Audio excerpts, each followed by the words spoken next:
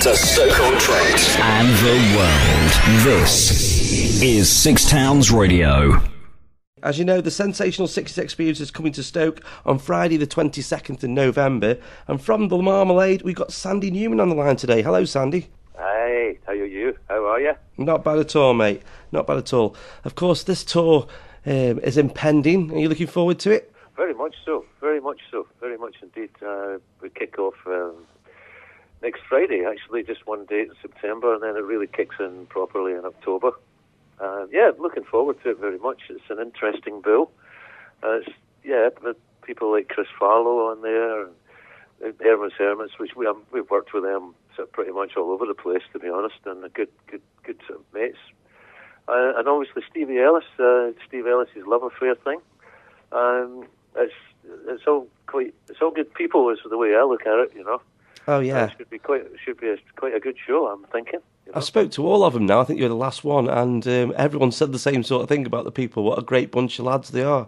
Well, there's always a kind of vibe on a tour, you know. It takes its own, it builds its own momentum once you get a start on it.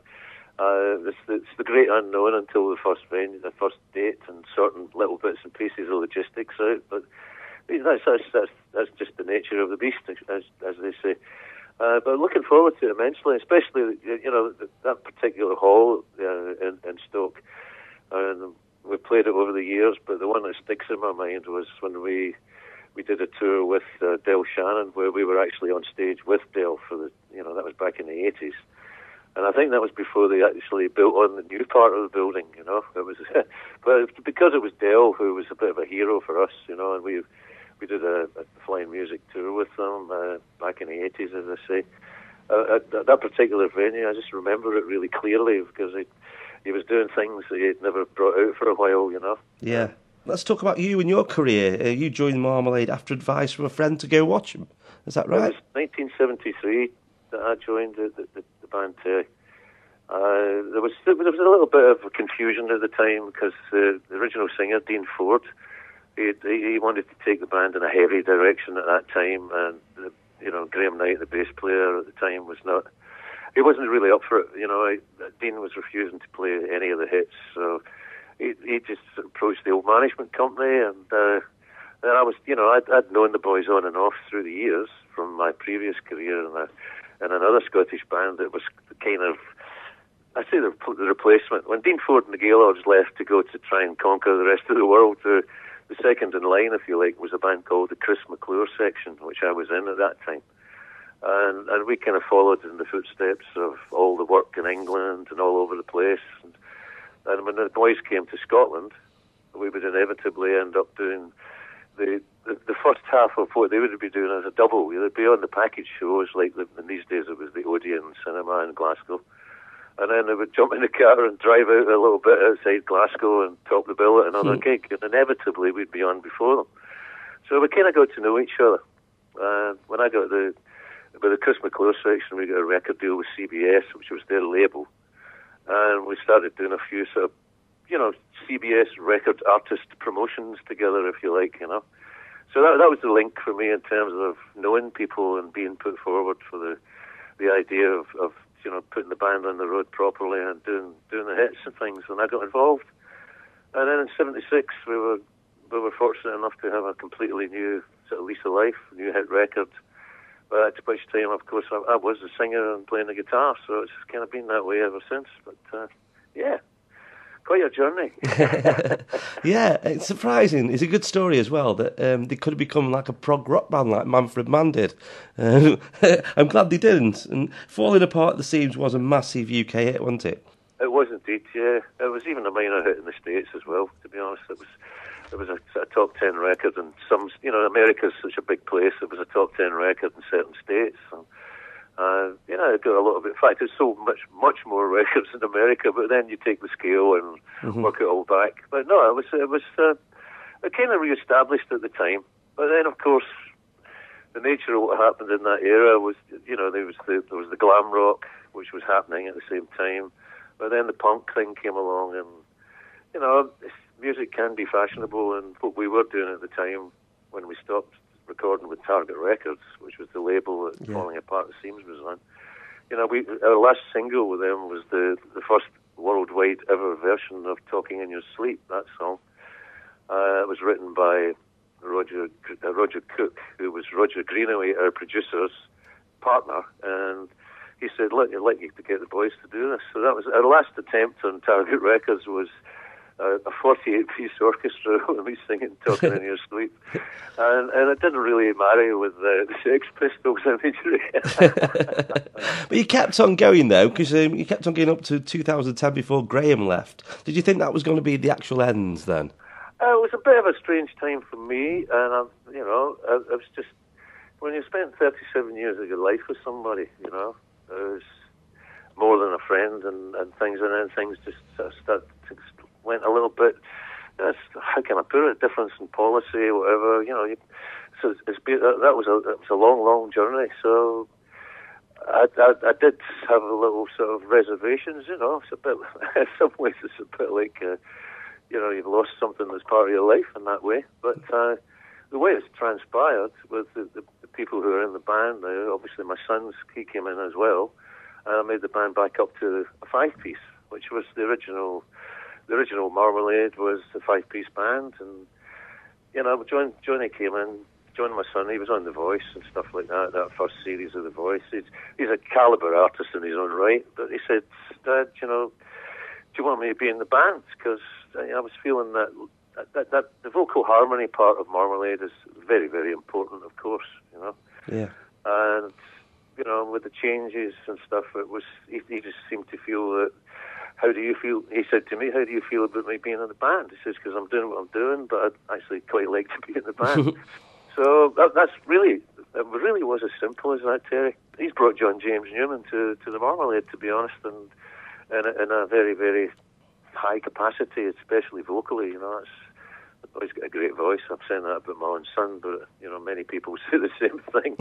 And this new lineup of the Marmalade have got to record a new album for the first time since the 70s. You've recorded a new album. No, there had been many albums recorded over the years, but it was never really what I would call the old ethic of the band.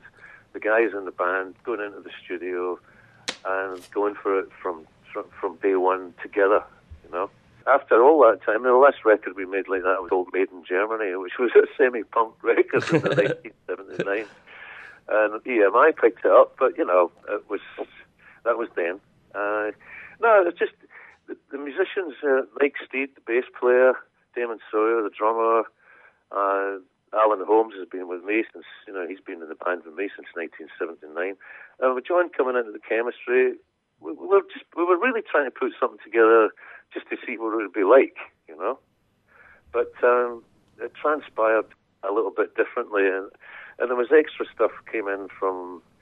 There were songs I had written, little bits with John, my son, that were going to be maybe on Sandy Newman too, because I did a little bit of a solo venture myself. But I thought, well, we've got all this collection of songs. If we look at these new songs and weigh it a little bit different. That's actually what ended up happening. You got to do some new songs, like you said, and re-record some of the classics. Did you get a chance to experiment on these? Because, you're in the studio again. Do you want to do things a little bit differently? Well, very much so. It came to light. I did an album myself, which was perceived as kind of country Celtic-ish thing. It was just something that I wanted to get out of my system. I'd been threatening to do it all these years, and most of my creative energies would go into anything to do with Marmalade, because that was what I was, But you get to a certain point in time, you say, well, I wouldn't mind doing this thing that I've had in my head. It wasn't a mainstream smack you in the face thing. It was more the sort of back to my roots thing, because my early roots were playing in folk clubs. playing guitar for people that sang about dead sailors and stuff like that, with big woolly jumpers on it. So I just wanted to do it. It's like, I looked at my own life in my head and said, well, what is it that I actually do? I put a guitar on and I sing a song. That's what I actually do. So I wanted to do an album like that. And, it was relatively well received in the Nashville territory and stuff like that. So there was a kind of country influence, and I thought about that. So one of the old Marmalade hit records, Back on the Road, and also the other one, Baby Make It Soon. Baby Make It Soon was it was a 60s heavily orchestrated thing, brilliant record. I just thought, when I heard the Alison Krauss song, with Baby Now That I Found You, I thought, well, that would work similarly with just a kind of country feel on Baby Make It Soon, because they were written by the same writer, actually, Tony Macaulay, who happened to be the same writer of Falling Apart at the Seams. So that was one of them. And then a track that I've always loved, and the band's never really ever played in any form on stage, was My Little One. That was a song that followed Reflections of My Life at the time. And we started knocking it around the studio and put a reggae feel to it. So that's on the album as well. So it's kind of like paying homage to the band, but taking these tracks and giving them the treatment that these current five guys play, you know. And it started to get quite a bit of... it started to become very interesting, Terry, with a booklet and a fine art print by a rock photographer that became involved in the project because he liked the music. So, and obviously a CD. At this precise moment, it's actually in... It's not quite in manufacture. The artwork is to be signed off, and then it'll be manufactured. So we should certainly have it by the time we get up to Stoke, you know. A lot of people will snap up the vinyl and CD copies as well. Well, the vinyl is, you know, it's a gentleman I met when I got involved in a charity up in Wargrave. It's a charity called Camp Mohawk, and I was asked if I could write a Christmas song for him. And one of the other people involved was a guy that runs a vinyl factory and is very much into putting up, you know, specialist packages and things. And he approached me and said, look, if you're doing this album, I'd like to hear what you're doing and maybe we can do something. So that was how that started, and he jumped on board, and then the photographer came on board, because you mentioned a triple gatefold sleeve to a photographer, and they go, oh yes, I think I might want to do that. The guy's name, Nick Elliott, rock photographer. He was the official photographer for 10 years at the Cambridge Folk Festival, and he's taken us into the company of serious worldwide major artists. Brilliant. And as much as his portfolio was staggering, you know. Yeah. And I met him in Nashville, just simply as friends. We were both over there having a little bit of a sniff around, really, just doing a little bit of things, you know. I was doing some gigs. He was putting himself forward as photographer, and we sort of formed a relationship. But that was 3 years ago. And when I spoke to Nicky on the phone, he said, I want to do this, son.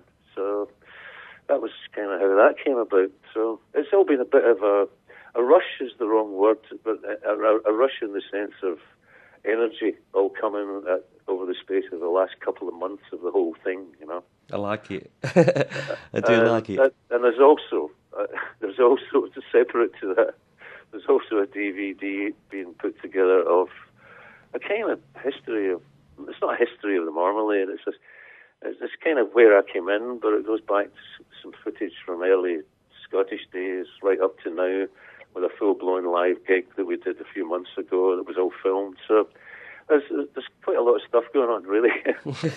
It sounds like it. So that on top of the tour, it's going to be a busy few months. Well, you know, it's a busy few months on the tour, and the tour is the tour. The tour is Sensational Sixties Experience, and that is that thing in its own right, you know, and that's a great thing. Yeah. And the boys have been at it, as you probably well know, for a good number of years now, and doing very well, and giving it a fair crack nationwide for, you know, they put a lot of people into a lot of work and taking some acts to a lot of people. So that's what it's all about, I guess, you know. Oh, yeah, definitely. Well, I want to wish you the best of luck with it all. You've got so much going on, and it sounds so exciting for you, Sandy. Thanks a lot for coming on the show today. Thank you very much indeed, and I hope I haven't been too quick for you. Cheers, bye.